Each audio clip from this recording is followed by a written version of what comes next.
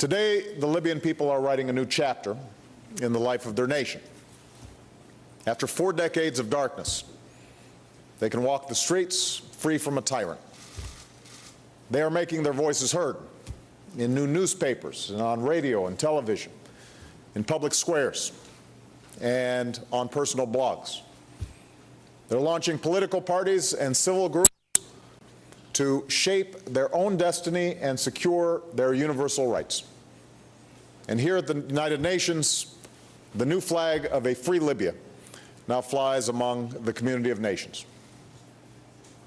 Make no mistake, credit for the liberation of Libya belongs to the people of Libya. It was Libyan men and women and children who took to the streets in peaceful protest, who faced down the tanks and endured the snipers' bullets.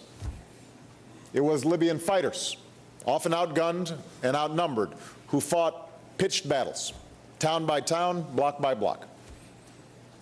It was Libyan activists in the underground, in chat rooms, in mosques, who kept a revolution alive even after some of the world had given up hope.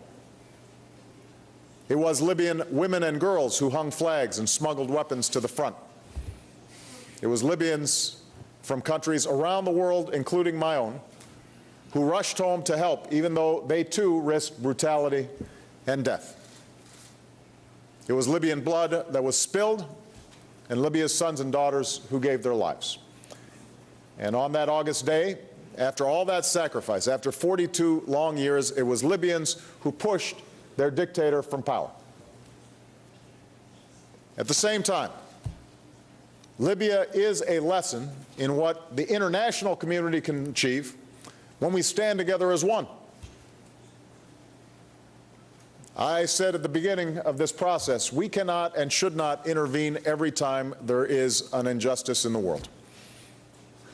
Yet it's also true that there are times where the world could have and should have summoned the will to prevent the killing of innocents on a horrific scale. And we are forever haunted by the atrocities that we did not prevent and the lives that we did not save. But this time was different.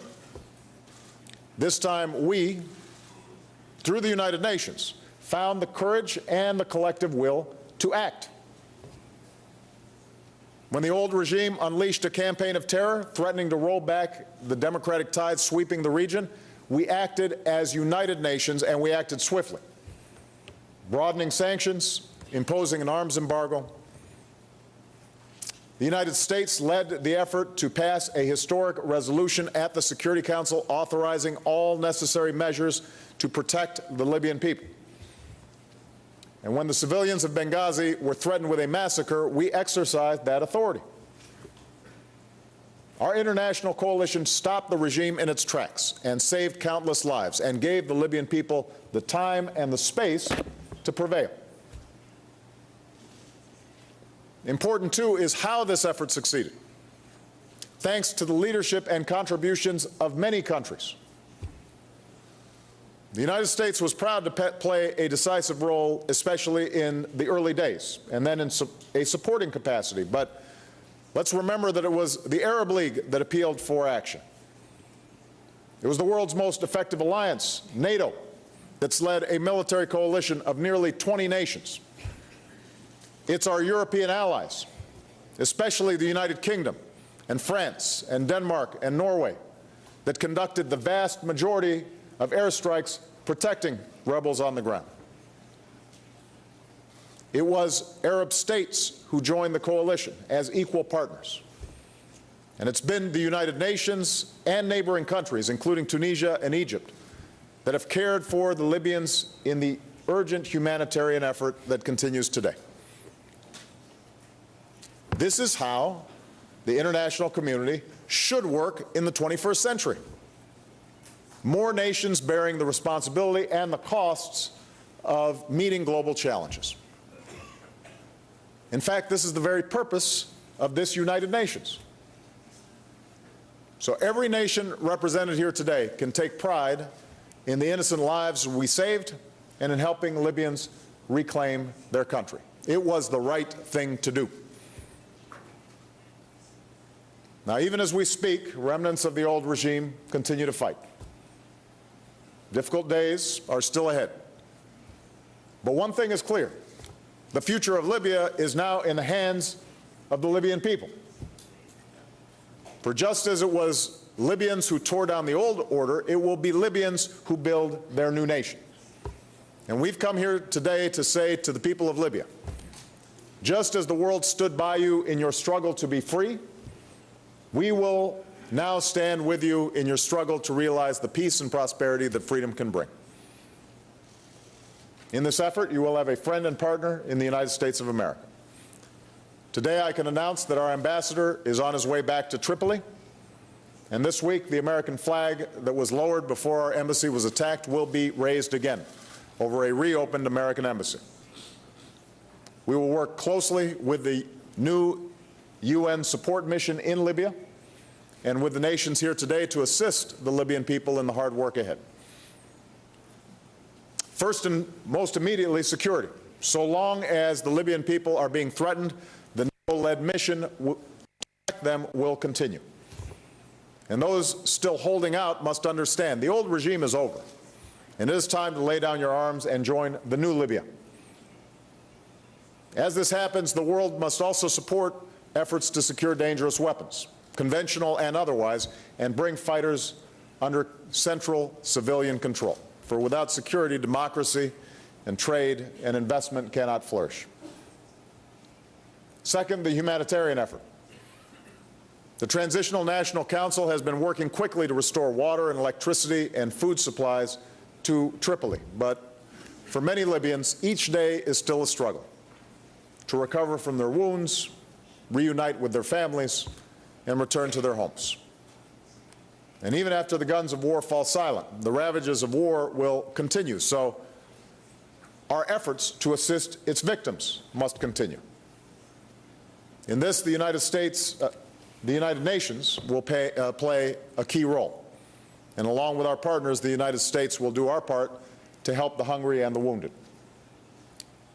Third, a democratic transition that is peaceful, inclusive, and just. President Jalil has just reaffirmed the Transitional National Council's commitment to these principles. And the United Nations will play a central role in coordinating international support for this effort. We all know what is needed: a transition that is timely, new laws and a constitution that uphold the rule of law, political parties, and a strong civil society. And for the first time in Libyan history, free and fair elections. True democracy, however, must flow from its citizens. So as Libyans rightly seek justice for past crimes, let it be done in a spirit of reconciliation and not reprisals and violence. As Libyans draw strength from their faith, a religion rooted in peace and tolerance, let there be a rejection of violent extremism, which offers nothing but death and destruction. As Libyans rebuild, let those efforts tap the experience of all those with the skills to contribute, including the many Africans in Libya. And as Libyans forge a society that is truly just, let it enshrine the rights and role of women at all levels of society. For we know that the nations that uphold the human rights of all people, especially their women, are ultimately more successful and more prosperous. Which brings me to the final area where the world must stand with Libya, and that is restoring prosperity. For too long, Libya's vast riches were stolen and squandered. Now that wealth must serve its rightful owners, the Libyan people. As sanctions are lifted, as the United States and the international community unfreeze more Libyan assets, and as the country's oil production is restored, the Libyan people deserve a government that is transparent and accountable. And bound by the Libyan students and entrepreneurs who have forged friendships in the United States, we intend to build new partnerships to help unleash Libya's extraordinary potential. Now, none of this will be easy. After decades of iron rule by one man, it will take time to build the institutions needed for a democratic Libya. I'm sure there will be days of frustration. There will be days when progress is slow, There will be days when some begin to wish for the old order and its illusion of stability, and some in the world may ask, can Libya succeed? But if we've learned anything these many months, it is this: don't underestimate the aspirations and the will of the Libyan people. So I want to conclude by speaking directly to the people of Libya.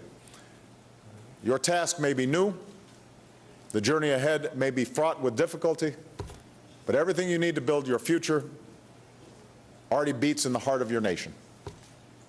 It's the same courage you summoned on that first February day, the same resilience that brought you back out the next day and the next, even as you lost family and friends, and the same unshakable determination with which you liberated Benghazi, broke the siege of Misrata, and have fought through the coastal plains and the western mountains.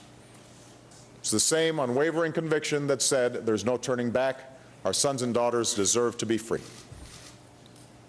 In the days after Tripoli fell, people rejoiced in the streets and pondered the roll ahead, and one of those Libyans said, we have this chance now to do something good for our country, a chance we have dreamed of for so long. So to the Libyan people, this is your chance. And today the world is saying with one unmistakable voice, we will stand with you as you seize this moment of promise, as you reach for the freedom, the dignity, and the opportunity that you deserve. So congratulations, and thank you very much. The President of the United States, Barack Obama, giving his congratulations to the people of Libya. He said Libyans are now writing a new chapter in their nation after 4 decades of violence. He said the liberation of Libya belongs to the people of Libya. It was Libyan blood that was spilled, and he made it very clear that everything that has happened in Libya has been controlled and conducted through the United Nations. I think